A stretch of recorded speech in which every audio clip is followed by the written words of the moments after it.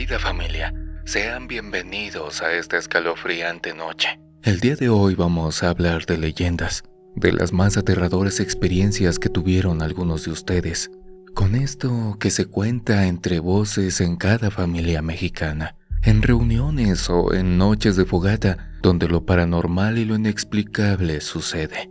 A toda la familia de Escalofríos, los llamo a reunirse para que me cuenten en los comentarios si en algún momento supieron de alguien que aseguró vivir en carne propia una leyenda de las que les voy a contar. Así que prepárense, porque viajaremos a Jalisco, a Texcoco, a Xochimilco y a un hospital donde dicen pasan cosas muy extrañas.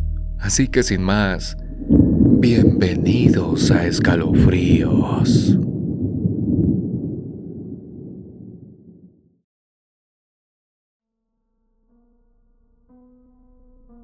A continuación les voy a compartir una historia que me envía una seguidora llamada Mariana San Juan, desde el hermoso centro histórico de Jalisco. Ella llegó a este sitio porque su abuela tenía un departamento en esa zona, pero la edad ya le pesaba y se le dificultaba subir y bajar las escaleras cada que debía salir por alguna cosa. La señora vivía en el cuarto departamento de un condominio de 8 y tomó la decisión de mudarse. Como tenía 70 años y contaba con una buena pensión, después de haber trabajado como enfermera durante varios años, no le costó trabajo encontrar otro lugar en el cual establecerse. Ese arreglo fue muy sencillo. Mariana y su esposo se irían a la casa de la señora y pagarían una renta simbólica si cuidaban del inmueble. Cuando la abuela falleciera, podían quedarse con el domicilio a modo de herencia. Como Mariana y su pareja estaban esperando a su primer bebé y no tenían un lugar propio para vivir, aceptaron de buena gana. Tenían en mente que el sitio se encontraba en excelente estado y posicionado en un territorio donde no les faltarían oportunidades para salir adelante. Escuelas, iglesia, trabajos. En cuanto Mariana diera a luz y su hijo o hija crecieran un poco, podía poner un negocio en las cercanías o buscar un empleo con un horario flexible.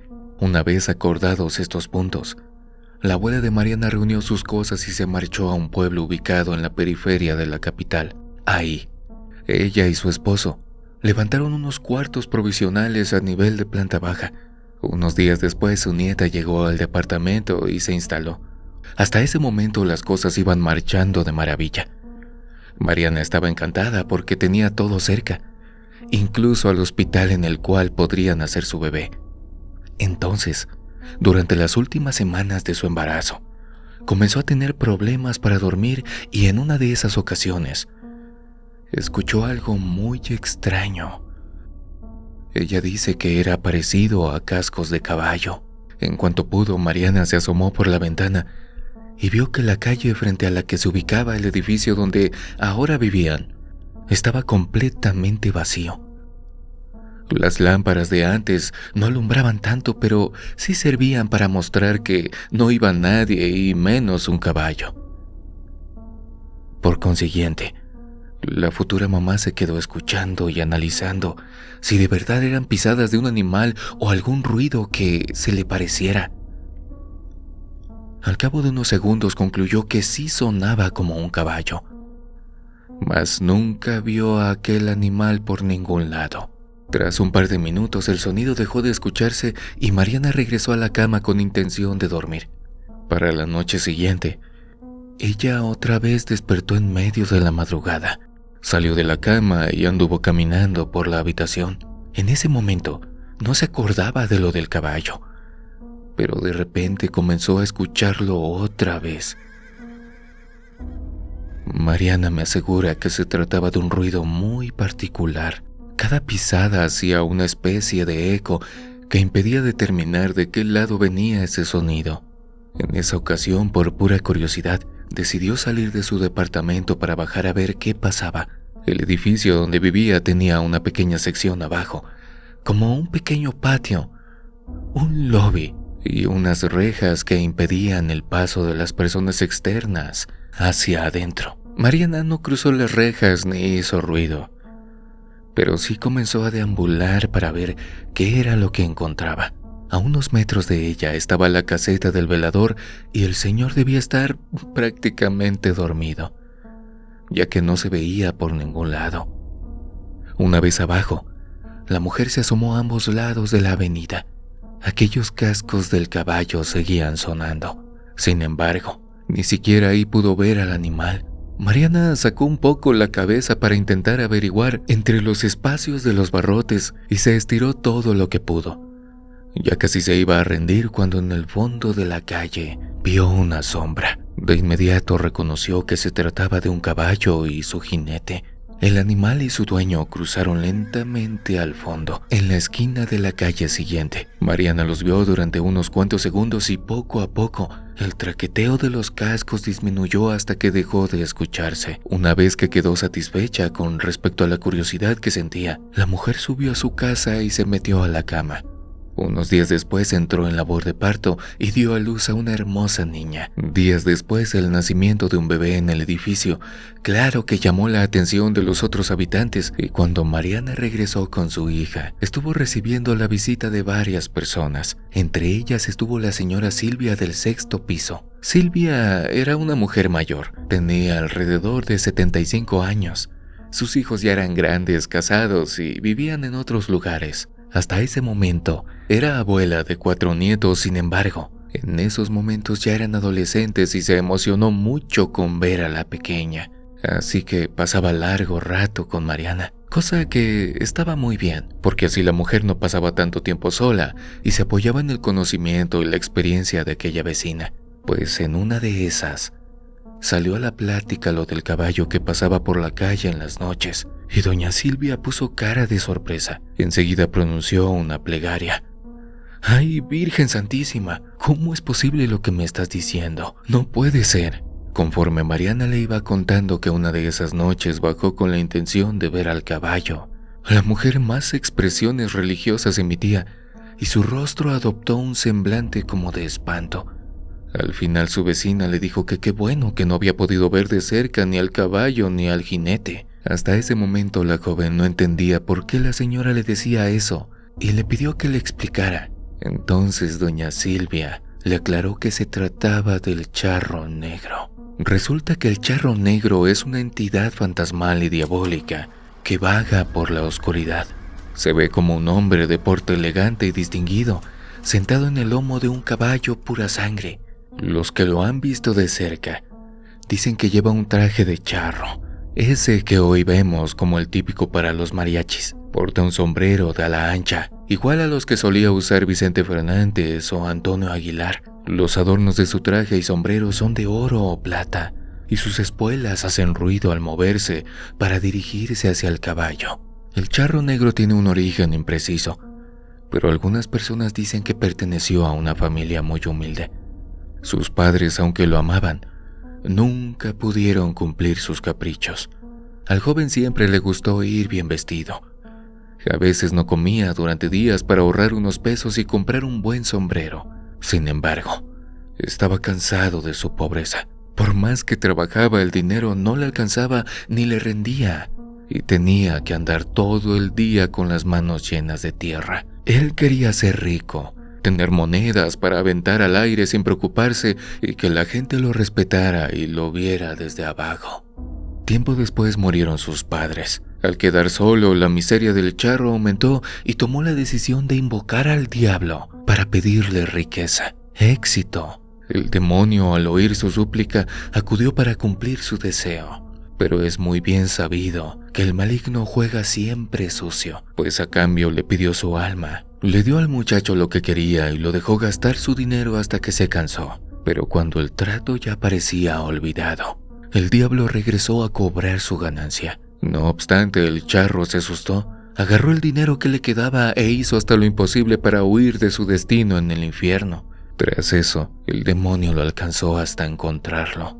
De frente, Lucifer le dijo al hombre que cobraría la deuda ahí mismo, pero su caballo actuó como si lo quisiera defender, y la maligna entidad los maldijo a ambos. Le dijo al charro que desde entonces debía salir cada noche a ofrecer la bolsa de dinero que le quedaba, y quien la aceptara tomaría su lugar.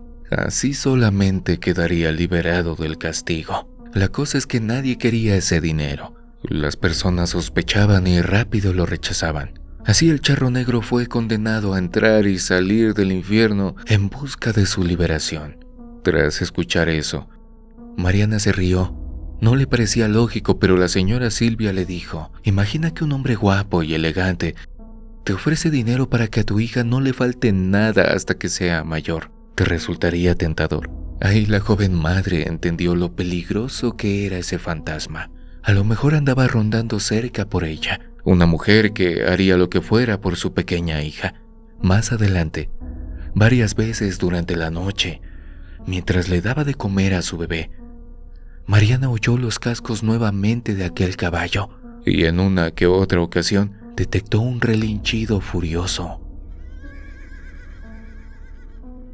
Como si aquella cosa se estuviera quejando porque nadie le hacía caso. Por supuesto, la mujer no volvió a asomarse ni a bajar a la calle. Eso duró alrededor de 3 meses y luego el silencio se apoderó nuevamente de la calle.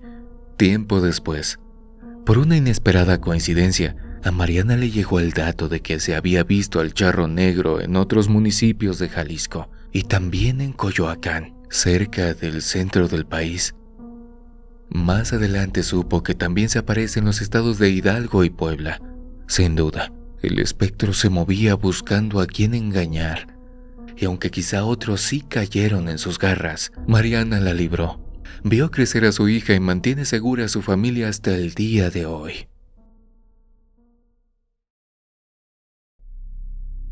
Escalofriante, familia. Con mucha alegría les comparto el relato que me envió la señora Reina Ponce desde el bello municipio de Texcoco en el Estado de México.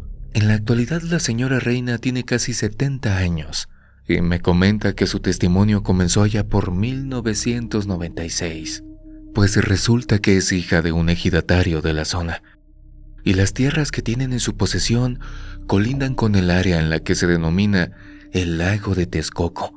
Ese lago era enorme, pero se fue manipulando y secando hasta que solo quedaron unos pequeños vestigios entre ese municipio y la Ciudad de México. Con el transcurrir de los años, el lago pasó por diferentes momentos. Primero se mantuvo olvidado y luego se utilizó como un vertedero de aguas negras. En tiempos más recientes se intentó levantar un aeropuerto, el cual se canceló y se inició un proyecto de recuperación para convertir todo eso en un parque que va paso a paso, aunque por ahora deje mucho que desear. Situaciones más, situaciones menos. En 1996, las tierras ejidales empezaron a segmentarse y a venderse. Algunos terrenos siguieron usándose para siembra, pero en otros la gente empezó a construir viviendas o corrales para ganado. Pues bien, la señora Reina recibió de su papá una porción en la que le dijo que podía hacer lo que ella quisiera. Y la primera idea que se le vino a la mente fue que podía construir en un pedazo y tener unos corrales para vacas, borregos y cerdos en lo restante. Antes, tener una casa no significaba lo mismo que en la actualidad. La vivienda que levantó Reina consistió en 2 habitaciones con techo de lámina. Uno de los cuartos lo contempló como recámara y el otro sería su cocina. Con esfuerzo y ayuda de su esposo, culminaron la construcción y se fueron a vivir a su nuevo hogar. Al llegar a la zona, la pareja se sintió muy extraña, pues no tenía nada alrededor. La casa más cercana estaba a más de 300 metros. No había tiendas. Las carreteras eran de terracería o consistían en caminos improvisados donde se veían solamente 2 rayas, puntos sobre el que pasaban las ruedas de las carretas o a veces de los carros, e impedían el crecimiento de la hierba. Una vez que la señora Reina se instaló en ese sitio, comenzó a buscar el modo de hacer las cosas. En primera instancia, su esposo cavó un pozo y en tan solo 1 metro hacia abajo comenzó a brotar agua. Ese era el vestigio del lago de Texcoco. Tras solventar la necesidad tan importante del agua, para lavar, para el baño y otras actividades menores, se fueron organizando con el modo en el que abastecerían su casa y comprarían alimento para el ganado. Las primeras semanas fueron muy pesadas y el matrimonio caía demasiado cansado en la cama. Por eso no se percataron de que ocurría algo muy raro. Cerca de la 4ª semana, con una dinámica un poco mejor establecida, Reina se acostó a dormir, pero se despertó cerca de las 3 de la madrugada. El baño no lo tenían dentro de los cuartos, por lo tanto, salió de la casa y notó que había algo de neblina. La señora fue al baño y cuando estaba haciendo sus necesidades, escuchó un grito bastante extraño. De inmediato pensó que era alguien que estaba pidiendo ayuda, pero cayó en cuenta de que no había gente en las proximidades. Además, la vecina más cercana era una señora mayor y el grito que escuchó aquella noche sonaba como una mujer muy joven. La señora Reina me recalcó que era 1996, casi el 97. Y en ese territorio todavía no contaban con luz eléctrica, de modo que salió del baño y solo vio oscuridad. Algo en su interior le dijo que no fuera a investigar qué era lo que pasaba. Un presentimiento. Pero su cabeza también le pedía que ayudara a esa mujer, porque a lo mejor le estaba ocurriendo algo muy malo. Hasta este punto, doña Reina hizo un pequeño paréntesis y me contó que ese grito sonó muy extraño, como de alguien que lamenta o está sufriendo mucho. Ella me explica que no fue un grito de terror porque el sonido es bastante distinto. O sea, gritar de alegría es una cosa y gritar de miedo es otra, pero gritar por sufrimiento o desesperación también suena muy distinto. Bueno, pues en esa ocasión Reina se metió a su casa, volvió a la cama y se tapó de pies a cabeza con su cobija. Al día siguiente le contó a su esposo y él le dijo que no había escuchado nada. Así que dejaron de lado el tema y se concentraron en todas las actividades que tenían que hacer. Por la noche, doña Reina se acostó a las 8 o 9 y se durmió de inmediato, pero de nuevo se despertó en la madrugada. Esa segunda vez no salió de su casa porque le dio bastante inquietud saber o imaginar quién era la persona que gritaba en medio de la penumbra, pero sobre todo, por qué lo hacía. Lo que hizo la mujer fue acomodarse e intentar dormir de nuevo. Sin embargo, de repente, otra vez escuchó aquel grito. De hecho, pudo apreciarlo mucho mejor y llegó a la conclusión de que no era como tal un grito, sino un intenso lamento. Por supuesto, le habló a su esposo y lo despertó para que oyera aquel sonido. Los esposos esperaron durante varios minutos y sí, al final se volvió a escuchar aquella tétrica voz. El esposo de Reina estuvo a punto de prender una vela, pero su esposa no lo dejó.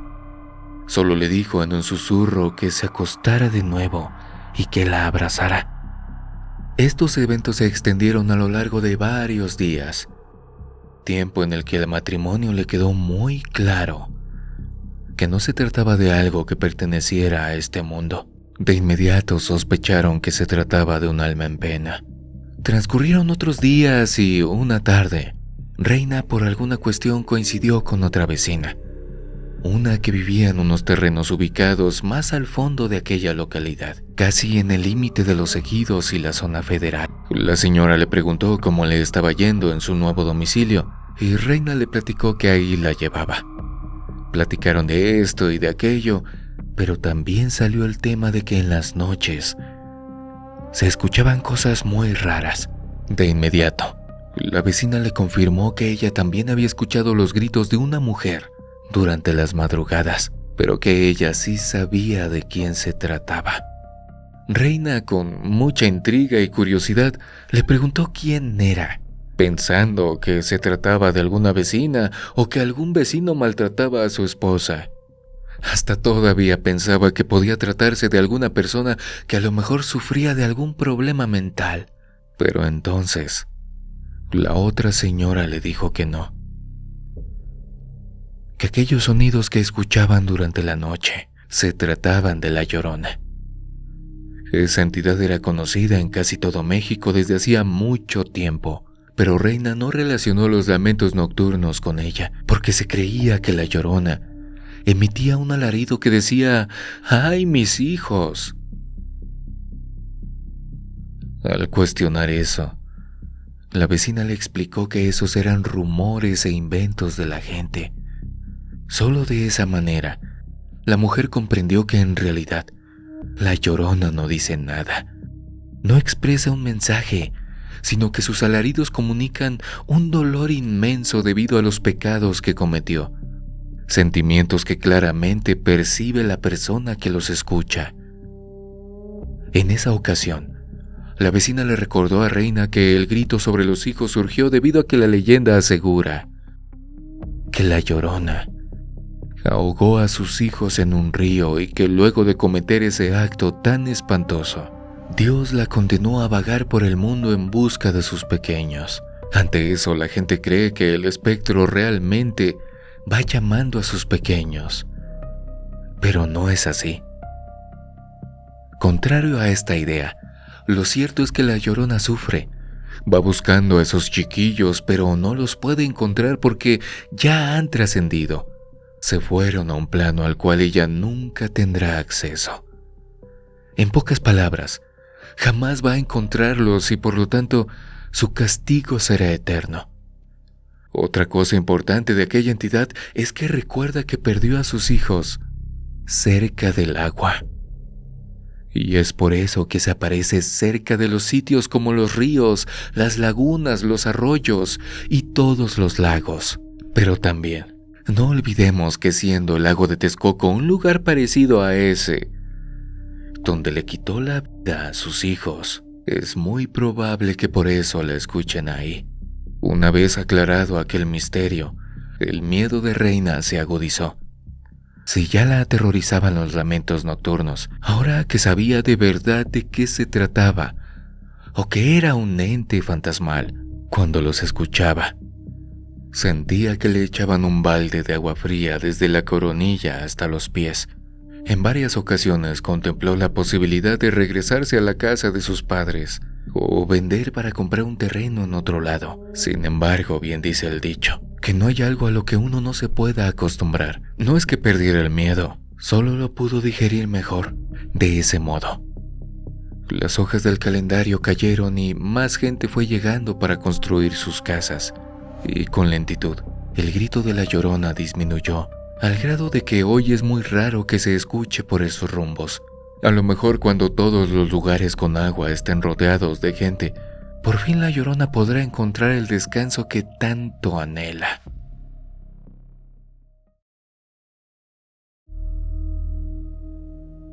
La siguiente historia me la envía Susana García desde la Ciudad de México.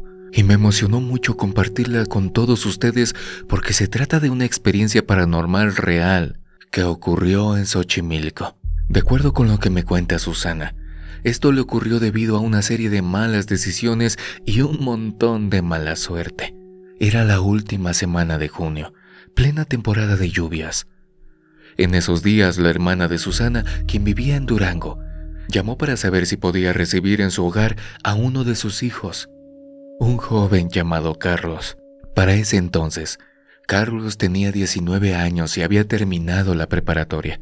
Pero como no se quedó en ninguna universidad, se puso a trabajar. Tenía dinero, juventud y muchas ganas de conocer el mundo.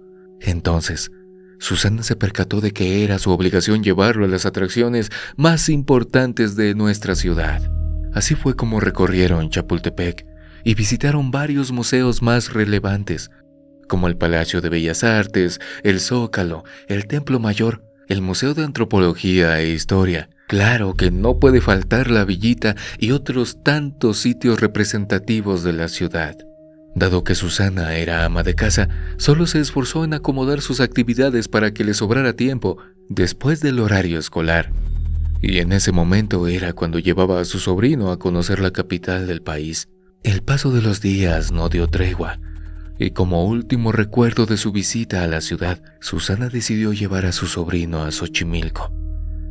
Era un viernes. El muchacho planeaba descansar el sábado e iniciar su regreso a Durango el domingo por la mañana. Así pues, la mujer preparó todo y decidió salir a las 3 de la tarde. Ya estaban por dirigirse al transporte cuando llegó el esposo de Susana y le dijo que prefería llevar a los niños al cine, ya que consideraba que Xochimilco podía ser peligroso para los pequeños. En aquel entonces tenían 4 y 6 años respectivamente. Susana entendió lo que su pareja decía y le pareció que era una excelente idea porque así Carlos podría disfrutar de la salida, sin la distracción constante de estar cuidando a los niños. Al cabo de 1 hora llegaron a Xochimilco. En ese momento eran las 4:00 de la tarde. Se dirigieron de inmediato hacia la zona de las trajineras y el joven le informó a su tía que rentaría una para ellos nada más.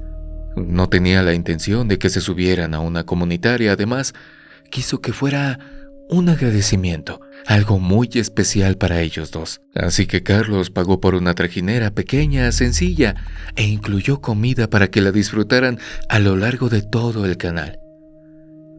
Iniciaron el recorrido por el río y el muchacho se tomó un montón de fotografías. Capturó el paisaje, las chinampas, le sacó fotos a su tía, tomó videos y jaló con cuidado una planta de lirio. Iban con un señor que era el conductor de la trajinera, sin embargo, él iba concentrado en su trabajo. De repente, les comentó que se sentaran al centro de la trajinera porque al parecer iba a llover. Así lo hicieron y sí. A los pocos minutos empezó una tormenta, pero pronto se convirtió en una señora tempestad. Para esos momentos el hombre dejó de maniobrar y se acercó también al área más segura. Tras lo cual les dijo a sus pasajeros que no se preocuparan, que guardaran la calma, que así eran los meses más lluviosos y que cuando se calmara, reanudarían el avance hasta llegar al punto de descenso. El problema fue que la lluvia comenzó a caer de una forma salvaje. El viento soplaba con una furia tan intensa que los fue empujando sobre el agua, y quién sabe cómo. Pero se empezaron a alejar del resto de las trajineras y pasajeros. En parte no se asustaron porque sabían que su conductor conocía los canales a la perfección, como la palma de su mano. Pero más tarde se percataron de que el hombre actuaba un poco extraño, como si estuviera inquieto, nervioso o asustado. En ese momento, no preguntaron nada, sin embargo, pudieron evitar los cuestionamientos cuando notaron que el hombre se persignó y emitió una plegaria. Cuando Carlos le pidió que le dijera qué era lo que pasaba, el Señor le respondió: la lluvia nos trajo a la isla de las muñecas. Tanto Susana como el joven tenían una ligera noción de ese sitio, pero creían que era una atracción más de Xochimilco, y pronto notaron que había algo más. En los minutos siguientes el Señor les contó que la isla de las muñecas no era un lugar inventado para el disfrute de la gente, sino que se trataba de una chinampa que en verdad albergó el hogar de un hombre llamado Julián Santana. Todo comenzó un día en el que el Señor descubrió el cuerpo de una niña flotando en el canal. Según las deducciones, la pequeña falleció tras caer al agua y enredarse en las raíces de los lirios, planta que abunda en los canales de Xochimilco. Poco tiempo después del hallazgo de la pequeña difunta, don Julián descubrió una muñeca muy cerca del mismo lugar. Haber encontrado a la niña lo perturbó demasiado, y cuando vio la muñeca consideró que era una especie de señal, algo proveniente del más allá. Por si fuera poco, le empezaron a ocurrir fenómenos paranormales e inexplicables que él interpretó como el acoso de un ente fantasmal. A veces oía el llanto de una mujer, aunque en los alrededores nadie podía estar llorando de ese modo. También le parecía escuchar llorar a una niña o niños pequeños, y cuando se encontraba solo en su casa, detectaba el sonido de pasos que no deberían oírse cerca de su chinampa. Todo eso lo relacionó con el hecho de que no pudo salvar a aquella chiquilla, aunque sabemos que tal cosa no hubiera sido su responsabilidad. Ese señor comenzó a sufrir los estragos del miedo y un día colocó una muñeca a modo de ofrenda para calmar el espíritu de aquella niña ahogada y de todos los espectros que visitaban su vivienda. Al cabo de un tiempo, los lugareños y trabajadores del canal vieron cómo la chinampa de don Julián quedó tapizada de muñecas, pero no eran piezas hermosas y bien cuidadas. sino que algunas estaban sucias, rotas, torcidas o bastante desmejoradas, porque el hombre recogía los juguetes ahí donde los viera. A muchas muñecas las rescató de los canales, a otras las sacó de la basura. Al paso del tiempo, el señor se percató de que su casa estimulaba la curiosidad de mucha gente, hasta el momento en que permitió a algunos vecinos que visitaran su pequeña isla. Más adelante, optó por solicitar un pago a cambio de la entrada, mismo que consistía en una muñeca. Por si la historia ya era inquietante, pasado el tiempo, don Julián un día le dijo a su sobrino Anastasio que una sirena del canal había intentado llevárselo, pero él ahuyentó con una canción. El muchacho no le creyó. Se fue a trabajar y cuando regresó para hablar de nuevo con su tío, lo encontró muerto. Por último, el trajinero les contó a Susana y a Carlos que tras el funeral de Julián, Anastasio heredó la isla de las muñecas y es quien mantiene viva esa tradición, o más bien esa atracción, pero también es el que permite que las energías oscuras sigan acudiendo a esa chinampa que ya cuenta con miles de juguetes colgados.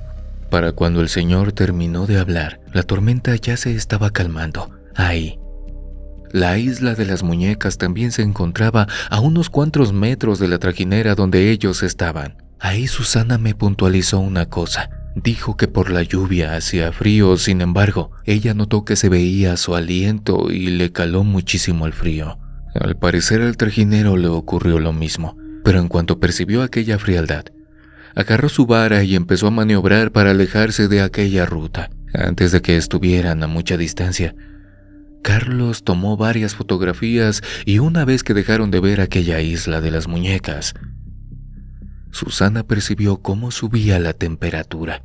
Terminada la salida, de vuelta a casa, la mujer se puso a preparar la cena y le dijo a su sobrino que comenzara a recoger sus cosas para que no se le fuera a olvidar nada. Ya estaban en el comedor cuando el joven lanzó un grito y puso su celular sobre la mesa. Al acercarse, Susana y su esposo vieron que era una fotografía de la isla de las muñecas, pero atrás de un árbol se veía una sombra. Algo que no tenía rasgos definidos, pero que parecía la silueta de una niña con el cabello largo y sus ojos relucientes como la mirada de los gatos cuando no hay luz y solo un pequeño reflejo se clava en la mirada. Por muchos años, esto ha sido un relato recurrente en la familia entera. También por un largo rato, Carlos guardó esa fotografía. Por desgracia, llegó el tiempo en el que el archivo se dañó y no pudo recuperarlo, aunque lo vieron tantas veces que lo llevan grabado en sus memorias como un recordatorio de que la leyenda de la isla de las muñecas es real. Si hasta el momento las historias de nuestra escalofriante familia te ha provocado algo, te ha entretenido o las estás disfrutando, hagamos un pequeñísimo trueque. Te cambio todas esas sensaciones por solo 2 pequeñas cosas que son gratis y muy simples. Si te animas, pícale en ese lugar donde dice suscribirse o seguir y activa la campanita en todas las notificaciones para que cada semana te llegue el aviso de que hemos subido nuevas historias. Y la más fácil es que le piques a ese pulgar arriba para decirme que las historias de esta noche te gustaron. Sin embargo, aún nos faltan un par de historias, así que sujétate bien al lugar donde te encuentras. Apaga la luz si es que puedes y escucha el siguiente relato. Ahora les voy a relatar algo que me contó una amiga muy cercana. Su nombre es Samantha Acosta. Ella vive de manera fija en el estado de Puebla, pero en el 2021 tuvo que pasar una larga temporada en la Ciudad de México porque su mamá se enfermó. Lamentablemente le diagnosticaron cáncer de estómago y debían operarla, pero como era una señora de casi 70 años con hipertensión y diabetes, fue necesario que la internaran para estabilizar su presión y sus niveles de glucosa. El caso es que tratándose de una persona de la tercera edad, fue necesario que un familiar la acompañara. Por ese motivo, mi amiga se empezó a quedar en el hospital y por supuesto, no era solo de día, sino que también debía permanecer junto a su mamá durante la noche. Desde la primera ocasión, Samantha se percató de que las jornadas nocturnas eran bastante inquietantes en ese hospital. A toda hora se escuchaban gemidos y gente quejándose porque algo le dolía. Escuchar a las personas sufrir es demasiado escalofriante.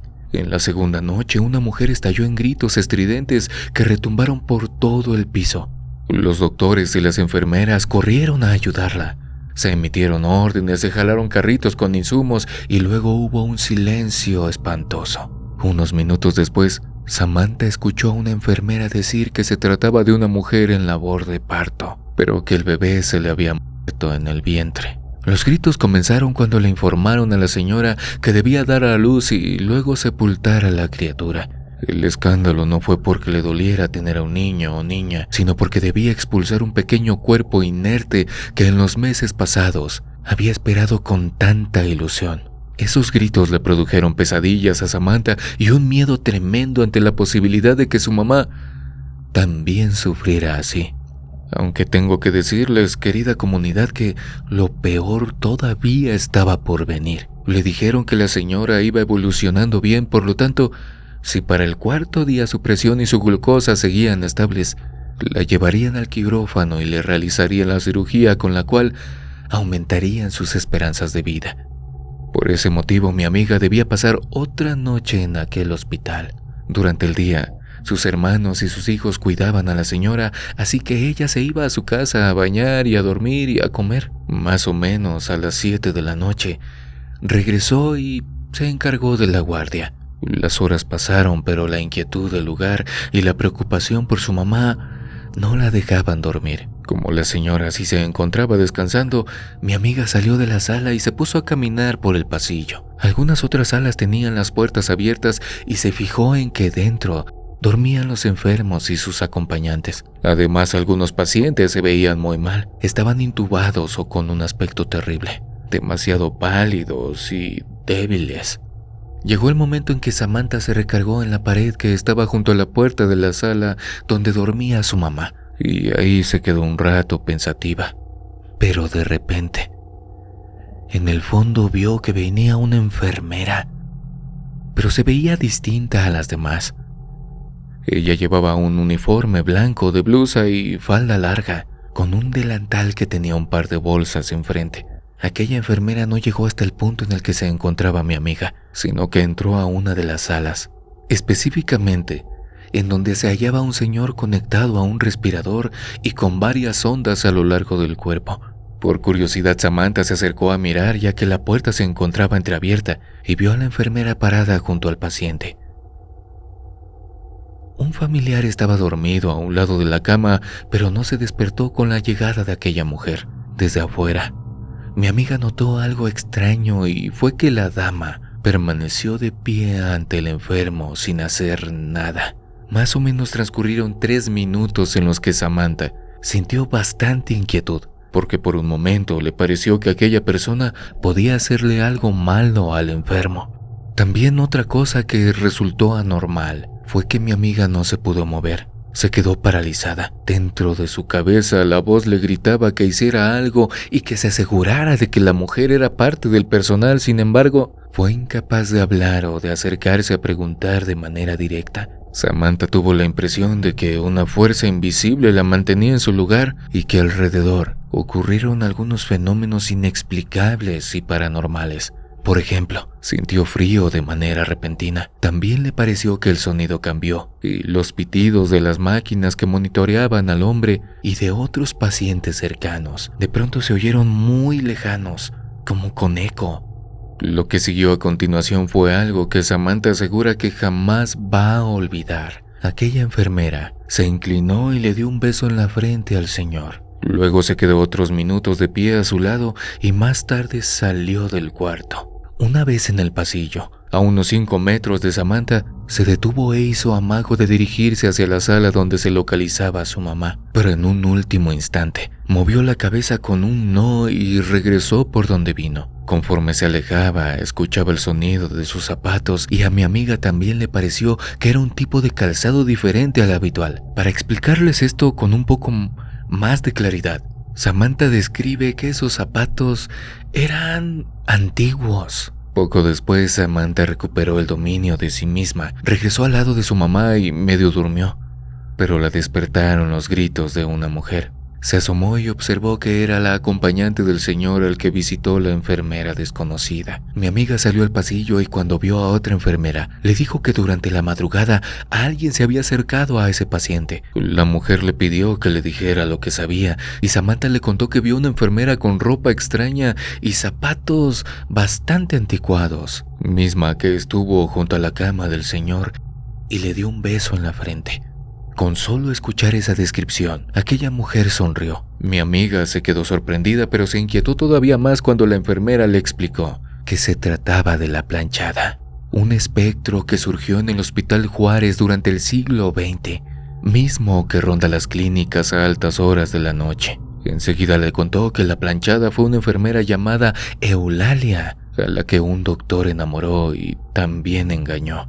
Según relató la propia mujer, le prometió casarse con ella y de repente desapareció para ir a contraer matrimonio con otra mujer. Eso le dolió tanto a Eulalia que enfermó y al poco tiempo falleció. No obstante, su espíritu no pudo descansar en paz. Algunos enfermeros que han interactuado con ella y sobrevivido para contarlo aseguran haber escuchado su historia y que la enfermera después de morir sintió mucha culpa. Si hubiera sido más fuerte, podría haber ayudado a muchos pacientes que la necesitaban. En cambio, los dejó a su suerte. Desde esa época, la planchada se aparece en el Hospital Juárez, pero también en varios más de la Ciudad de México con dos misiones: sanar a las personas que todavía pueden recuperar su salud o ayudar a bien morir a aquellas que han estado sufriendo demasiado. En el caso del señor, un enfisema pulmonar lo estaba torturando en vida luego de haber fumado sin descanso durante casi toda su vida. Impactada por el relato, Samantha no pudo hacer otra cosa que sentir escalofríos y me comentó que con el paso de las horas, su cabeza dejó de recordar las características de la enfermera espectral. Al principio la recordaba con tanta claridad y luego ya no podía describir a la perfección su rostro. Samantha tuvo que pasar todavía 3 noches en ese lugar, pero solo uno al lado de la camilla de su mamá, porque cuando salió de cirugía se puso delicada. Ya luego le dijeron que se encontraba estable y podría irse a su casa a dormir o salir al área de espera. En cada ocasión, mi amiga sintió miedo de que el fantasma acudiera a la habitación de su mamá, pero por fortuna eso ya no sucedió. La señora salió y vivió varios años más. Así fue la historia de Samantha y de la planchada.